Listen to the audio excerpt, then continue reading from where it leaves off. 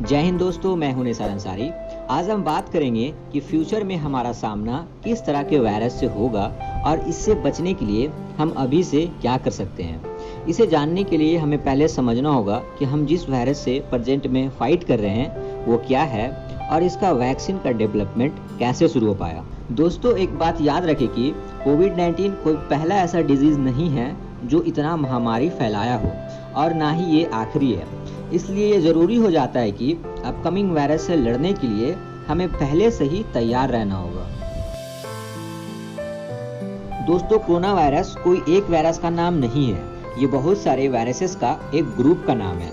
वैसे तो ये कोरोना वायरस फैमिली के वायरसेस इंसान को उतना अफेक्ट नहीं करते, लेकिन सिर्फ 7 ऐसे कोरोना वायरस हैं जो इंसानों को भी अफेक्ट करते हैं। इनमें से 4 ऐसे हैं जो इतना डेडली नहीं है। और मैं आपको बता दूं कि कॉमन कोल्ड भी एक तरह का कोरोना वायरस ही है। अब बचे हुए 3 कोरोना वायरस के बारे में हम शॉर्ट में जान लेते हैं। सार्स कोरोना वायरस से हमारा सामना 2002 में हुआ, जिसकी वजह से करीब 8000 लोग इन्फेक्ट हुए और उनमें से 750 लोगों का मौत हो गई। इसका सबसे पहला केस हमें चाइना में देखने को मिला एंड इसका मोर्टेलिटी रेट अप्रॉक्स 9.6% था। एंड देन 2012 में सऊदी अरबिया में MERS कोरोना वायरस का आउटब्रेक हुआ। इसका मोर्टेलिटी रेट बहुत हाई था, करीब 34.4%।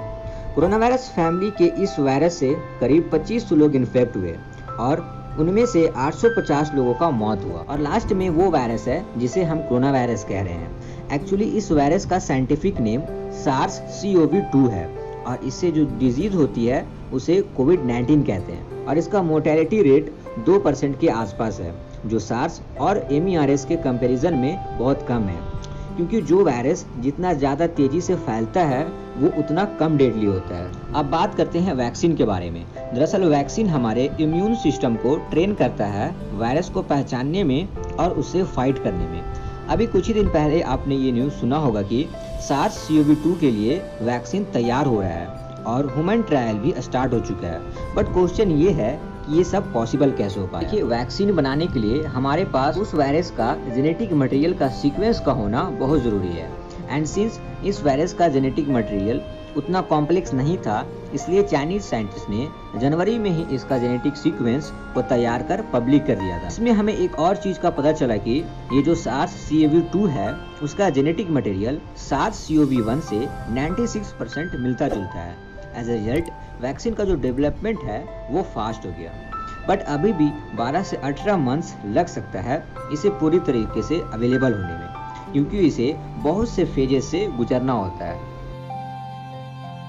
2002 का सार्स, 2012 का MERS, 2014 का इबोला और भी कुछ वायरसेस जिनका हमने सामना किया वो बैट से आया था।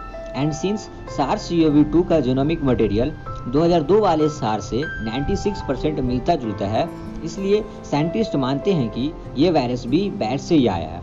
लेटेस्ट रिसर्च के मुताबिक बैट में 137 टाइप के वायरसेस पाए जाते हैं और इससे बैट्स को तो कुछ नहीं होता, लेकिन हम इंसानों के लिए ये डेडली वायरस है। तो ये कहना गलत नहीं होगा कि फ्यूचर में बैट से और भी वायरसेस हमें देखने को मिल सकता है। अगर हमें इससे बचना है तो हमारा जो कल्चर है एक्सोटिक मैमल्स को खाने का, उसे बंद करना होगा। For example wait market of China, जहाँ से ये वायरस आया है। और दूसरी चीज़ कि हम वायरस के ऊपर और ज़्यादा रिसर्च करें ताकि हम पहले से तैयार रहें उससे फाइट करने के लिए। अब हम आपको ऐसे वायरसेस से मिलाते हैं जो 15,000 सालों से अब तक बर्फ के नीचे कैद हैं। ये है एंशिएंट जेंट वायरस, जो ठंडे इलाकों में बर्फ के नीचे हाइबरनेट किए हुए हैं और जितनी तेजी से ये बर्फ पिघल रहे हैं because of climate change, global warming, तो कहीं ना कहीं हम इन्हें दावत दे रहे हैं कि आ बैल मुझे मार। दोस्तों, सबसे ज़्यादा चिंता करने वाली बात यह है कि इनका जीनोमिक मटेरियल बहुत ज़्यादा कॉम्प्लेक्स है एंड दैट्स वाई वैक्सीन के लिए जेनेटिक सीक्वेंस को तैयार करना बहुत मुश्किल होगा, इसको डिकोड करना, और इसके लिए मेडिसिन तैयार करने में हमें काफ़ी प्रॉब्लम होगा। दोस्तों, रिसर्चर्स 1992 और 2015 में तिब्बतियन प्लेट्यू से 2 आइसकोर सैंपल्स को इकट्ठा किए और एक्सपेरिमेंट के बाद हमें 33 नए ग्रुप्स ऑफ वायरस देखने को मिला जो 520 से 15,000 साल तक पुराने हो सकते। और सबसे इम्पोर्टेंट बात कि इसमें से 28 ऐसे वायरस हैं जो साइंस के लिए बिल्कुल नए हैं।